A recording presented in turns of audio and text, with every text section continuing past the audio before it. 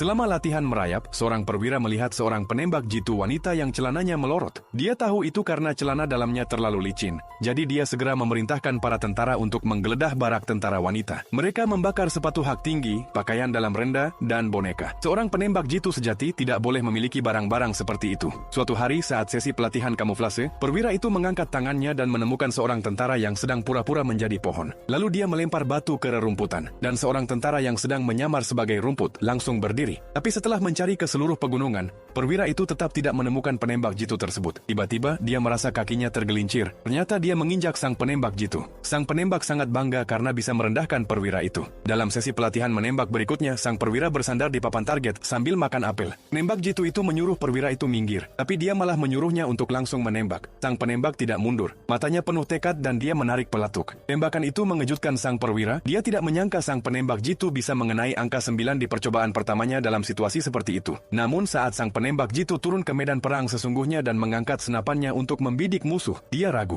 Peluru-peluru musuh datang tanpa ampun, dan seorang rekannya di sampingnya tertembak di dada. Saat itulah dia sadar bahwa ini bukan lagi latihan. Orang benar-benar mati di medan perang. Dia kembali membidik musuh. Saat itu, pasukan Jerman melancarkan serangan udara. Sebuah mobil sport meluncur dari atas gunung dan menimpa sang penembak jitu. Setelah serangan udara, tank-tank Jerman mulai membombardir area tersebut. Sang penembak jitu dengan cepat menemukan senjatanya dan mengisi 2 peluru. Dia membidik periskop tank dan menembak cerminnya. Tembakan kedua menembus cermin itu, dan tembakan ketiga mengenai operator tank. Dalam pertempuran itu, sang penembak jitu berhasil membunuh 57 tentara musuh. Sang jenderal menghadiahinya senapan penembak jitu baru. Di bawah bimbingan sang perwira, kemampuan menembak sang penembak jitu meningkat pesat. Tapi hal itu juga membuatnya kehilangan arah. Dalam sebuah misi, sang penembak jitu berdiri saat sedang mencari target. Kesalahan paling fatal bagi seorang penembak jitu adalah menampakkan diri. Ini membuat perwira itu sangat marah, namun juga membuat sang penembak jatuh cinta padanya. Dia pun menyatakan cintanya kepada sang perwira, tapi ditolak karena mereka masih berada di medan perang. Esokan harinya, saat sang penembak jitu sedang menggali parit, pasukan Jerman tiba-tiba menyerang.